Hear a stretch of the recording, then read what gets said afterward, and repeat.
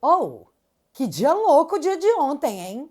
E a única forma que eu tenho de falar sobre ele é o dividindo em tópicos e explicando cada um deles. Se você tá meio perdido nos acontecimentos, ou se você já entendeu tudo e quer dar uma repassada para ter certeza que o Brasil chegou nesse nível mesmo, separa a pipoca, fica confortável e bora lá.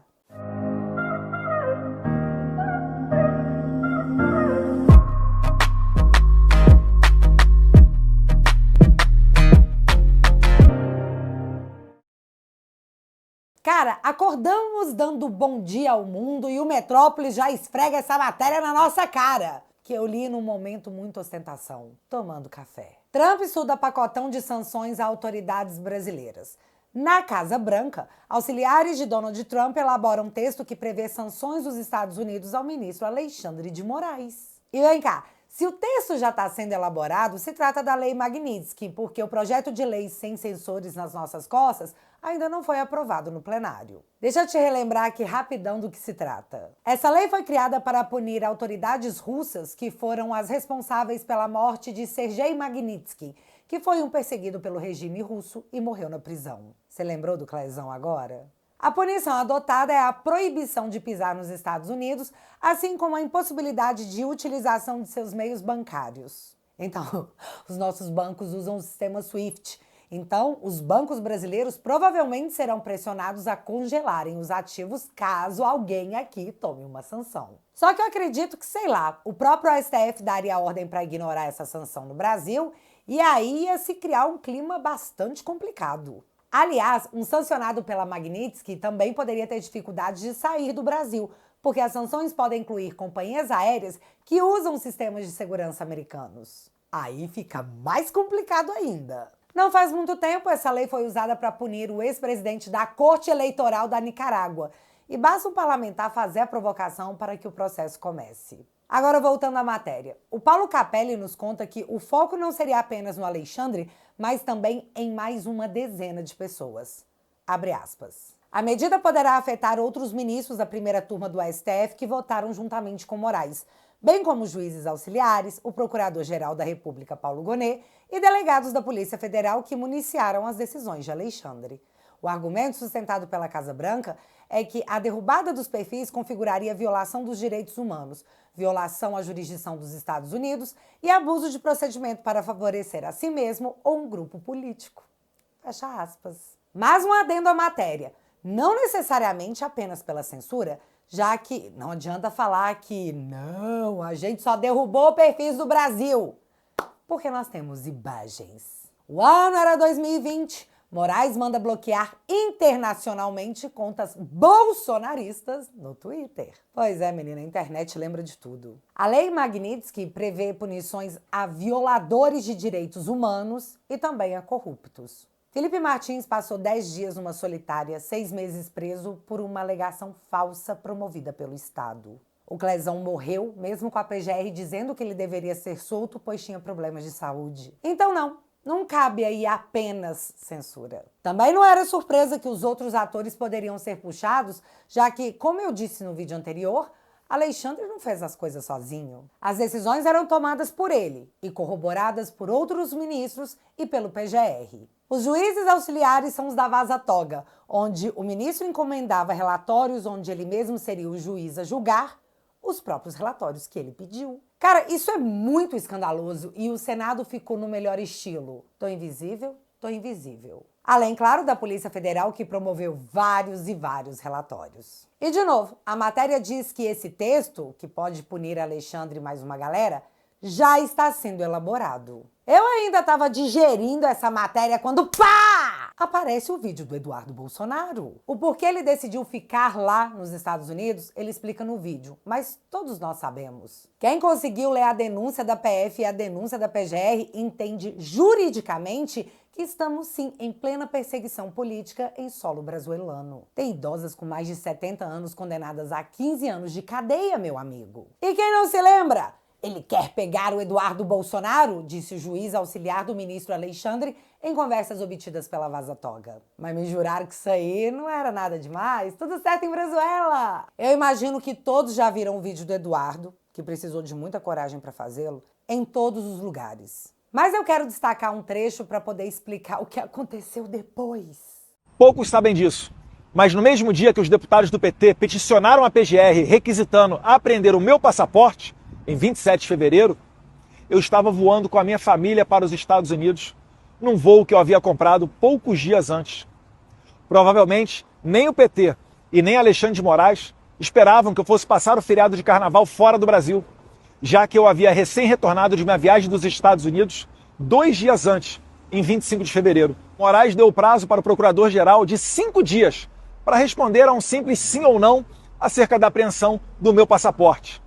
Porém, já se passaram mais de 18 dias e nada do senhor Paulo Gonet responder. E aqui, vários veículos de mídia noticiaram que sim, Alexandre havia dado 5 dias para a manifestação da PGR. Mas eu escolhi a 2CL por ser um veículo megalolista radical. E tá lá na matéria do dia 28 de março.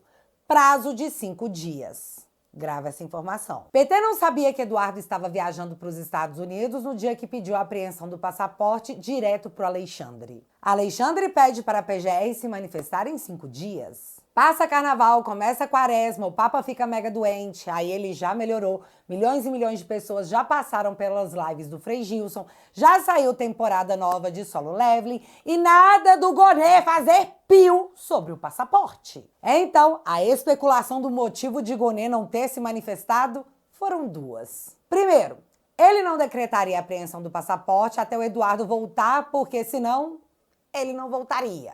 Ou, segunda, deixa ele pensar que o passaporte dele será apreendido, porque aí ele não volta a tempo das eleições para ser eleito presidente da Comissão de Relações Exteriores. Coisa que o PT estava tão desesperado que chegou a pensar em abrir mão da Comissão de Educação para não deixar credem com o Eduardo. Olha o nível que os caras estavam. Portanto, não chamem quem especula essa situação de teórico da conspiração. Isso é debochar com a inteligência da galera. Até porque temos confissões. Já chego lá. Após o anúncio do Eduardo, eu imagino o caos que se tornou gabinetes e redações Brasil afora. E eu tava esperando muita coisa, mas eu não estava preparada para a matéria que a rede estatal não oficial soltaria logo após o vídeo. Presidente do PL barrou Eduardo Bolsonaro em comissão, dizem fontes do PL. Valdemar nega. Decisão deixou o deputado sem discurso político para justificar a perda do cargo, o que teria motivado sua decisão de tirar uma licença e viajar para os Estados Unidos. Aí, olha essa parte, abre aspas. Segundo a versão de integrantes do Supremo, a decisão partidária teria deixado o deputado sem discurso político para justificar a perda do cargo. Fecha aspas. Eu não sei onde está meu nariz de palhaço, porque seria um bom momento para usar. A Globo lançou uma matéria dizendo que uma fonte anônima do PL teria dito que o Valdemar proibiu o Eduardo de assumir a Credem, que ele ficou sem discurso político para a base para poder justificar a impossibilidade e aí resolveu ficar nos Estados Unidos. E o mais incrível, integrantes da Suprema Corte, que são os acusados por Eduardo de serem o motivo de sua permanência nos Estados Unidos, dizem que o motivo é que ele tá sem discurso político, não tem nada a ver com a gente, viu? A treta é do Valdemar. Ô, gente, eu só não vou falar o que eu penso porque opinião em Brazuela dá cadeia. Mas eu sei que você sabe que eu sei que você sabe o que tá todo mundo achando, né? A matéria não repercutiu, não criou comoção, então eis que na sequência, Gonet se manifesta dizendo que não, eu nem ia aprender não, viu? Aqui, ó, não vou aprender o passaporte do Eduardo, gente. De onde vocês tiraram isso? Galera, poucas horas depois do vídeo do Eduardo, ele liquidou um negócio que estava na mesa dele há 18 dias. E o mais louco disso tudo é que eu também recebi de uma fonte anônima imagens do gabinete do Gonet enquanto ele preparava o documento informando que não iria apreender o passaporte do Eduardo Bolsonaro. Dá uma olhada. Ih, Sérgio, sujou! Rindo, mas com respeito, tá? Com respeito. Aí, gente, depois dessa, me apareceram figuras da esquerda e da mídia dizendo que Gonet ter se manifestado contra a apreensão do passaporte do Eduardo fazia o argumento de perseguido político cair por terra. Bicho, eles realmente acreditam que nós somos macaquinhos com o celular na mão. E tudo bem, para todos os efeitos, era essa aí a declaração oficial. Não tem perseguição não, viu? E se forem consultar aí nos Estados Unidos, vão ver que ninguém queria apreender seu passaporte. Só que me aparece o cosplay de Debi Lloyd pra fazer isso aqui. Lindbergh, nós acertamos em cheio. É óbvio que se ele voltasse para o Brasil, Alexandre Moraes, a pedido nosso, ia confiscar o passaporte dele. E ele não poderia voltar aos Estados Unidos. Entenda, Lindbergh Farias e Rogério Correia confessaram que, a pedido deles, assim que Eduardo pisasse no Brasil, Alexandre faria a apreensão do passaporte. Eles confessaram! Meu Deus, eles confessaram! Os caras iam usar a mais alta corte brasileira para impedir que um parlamentar da oposição assumisse uma comissão que o PT não estava afim. Foi o que eles disseram. Mas a democracia, democracia para Carvalho. Depois dessa confissão, ia ficar difícil segurar a narrativa. Até porque, galera, não seria nem de longe a primeira vez que o ministro Alexandre iria ignorar a PGR. Moraes contraria a PGR e mantém preso o réu do 8 de janeiro, tido como incapaz em laudo. E entenda aqui, o STF pediu que um laudo fosse emitido, o laudo saiu contando que a pessoa era inteiramente incapaz, ou seja, inimputável. O Gonê pediu que a ação fosse encerrada, mas Alexandre o ignorou e mandou tocar a ação contra uma pessoa com um laudo de inteiramente incapaz. Novamente, não dá para julgar quem não sentiu firmeza na decisão do PGR, sendo que não existe previsibilidade para que as suas determinações sejam cumpridas. Afinal, depende do juiz. Então, às vezes, ele é mais ignorado que as mensagens da sua operadora de celular. Tadinho do Gonê. Então, se a coisa estava nesse pé e o debate público estava incontrolável, afinal, tínhamos uma confissão, era hora de pôr um ponto final nessa história. Alexandre de Moraes, no fim da tarde desse dia muito revelador, arquiva o pedido feito pelo PT para apreensão do passaporte do Eduardo. Tcharam! 18 dias resolvidos em 3 horas. Incrível. Para quem ainda não entendeu, simplesmente não tem saída. O André Macigli explica, abre aspas. Se o STF arquivou o pedido contra Eduardo Bolsonaro por medo de represálias dos Estados Unidos, a decisão foi política. Se arquivou para Eduardo voltar e ser atraído por uma armadilha, a decisão foi política. Se julgou rápido para mostrar que não havia perseguição, a decisão foi política. Se podia arquivar em horas, mas demorou um mês para examinar, desde o dia 27 de fevereiro, a decisão foi política. Ou seja, a única coisa que não temos dúvida é que o STF não é uma corte constitucional, mas um tribunal político. Fecha aspas. E choca ainda mais quando eles dizem isso com muita naturalidade. O judiciário deixou de ser, já de algum tempo, um departamento técnico especializado e passou a ser um poder político. E a única instituição que pode fazer alguma coisa é o Senado Federal, do qual não possuímos maioria. Ainda. Entende a importância do seu voto em 26? E nessa história toda, a PGR saiu queimada pra caramba. E para tentar se limpar de toda essa caquinha, eis que saiu uma matéria na CNN onde eles tentam se explicar. STF e PGR contestam bolsonaristas e dizem que prazo a Eduardo foi cumprido. Eduardo anunciou hoje ter decidido se licenciar do mandato e permanecer nos Estados Unidos para denunciar o que considera uma ditadura do judiciário. Aí, gente, um monte de justificativas lá dentro, tipo, era carnaval, quem trabalha no carnaval? Mas a que mais chamou minha atenção foi a seguinte: o prazo para responder Moraes era impróprio, expressão que no direito penal significa um prazo que, se não cumprido, não gera consequências processuais. Não, processuais até que não, mas ia manter o Eduardo lá até passar as eleições do CREDEM, né? Genial, ó.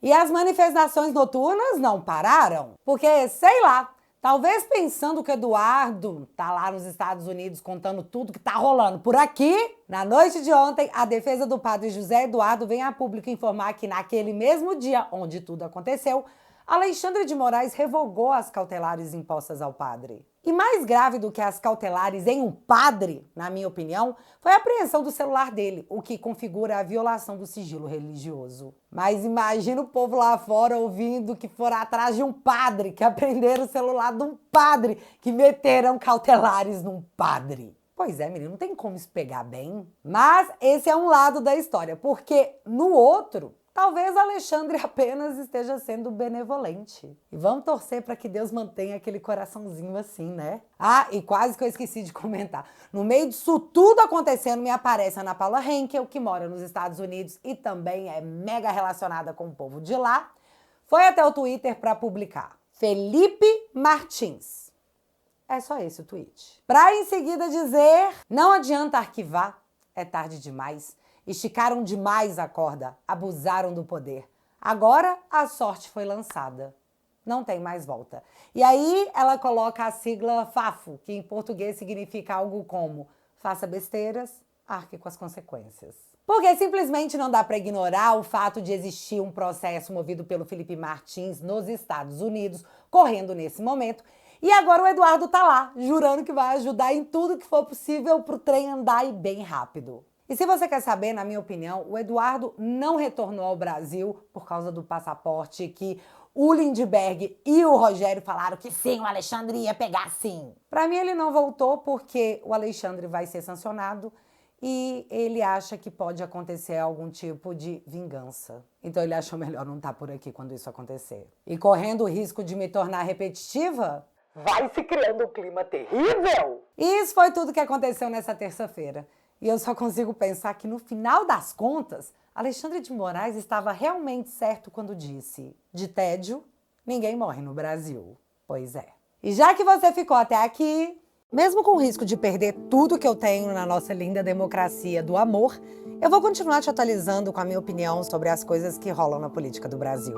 O único crime que eu cometi foi contar pra vocês as coisas que eu penso sobre a política tupiniquense. Quanto mais a turminha das trevas tenta tirar o nosso direito de falar, mais a gente deve gritar para todo canto as coisas erradas que eles estão fazendo. Eles querem derrubar todas as minhas redes porque meu plano é impedir que você fique sem saber o que está acontecendo. Pelo menos algo do lado de cá do muro você vai receber. A democracia quer me silenciar para te obrigar a viver em um país de pensamento único. E isso nem de longe é democracia. Galera, se a gente não desistir agora, a vitória é só consequência. Nós estamos aqui para construir um bom futuro, um verde e amarelo para os nossos filhos e netos. São os tempos difíceis que criam os homens fortes. E a gente é desses. Toque no botão aqui embaixo e entre para a família Te Atualizei. Galera, democracia relativa pujante torando, hein? É difícil se colocar na trincheira, mas uma vez nela, você só continua porque você quer ganhar. E acredite, fica mais fácil quando temos pessoas nos apoiando. E é por isso que eu venho te convidar a entrar no teatualizei.app, a melhor família da internet. Com 10 janjas por mês você financia o meu trabalho, a minha defesa, e em troca eu te ofereço conteúdos exclusivos. E para aqueles que gostam de um bom deboche, assinando o plano vitalício, você leva de brinde boné exclusivo Make Lula Presidiário Again. Porque se a palavra tem poder, a gente pode dar um empurrãozinho espalhando a palavra numa estampa exclusiva. Hein? Se você quiser e puder, eu vou deixar o link fixado aqui no primeiro comentário e desde já, muito obrigada. Mas agora eu quero saber de vocês. Essa pancada de ontem freia o avanço da democracia relativa pujante? Ou você acha que eles vão pra cima? Me conta aqui nos comentários que eu quero saber. Se você ainda não é inscrito aqui no meu canal, meu amigo, se inscreve e deixa seu like. Porque você já sabe, acontecendo alguma coisa de relevante ou irrelevante, a gente volta. Beijos, galera! Fui!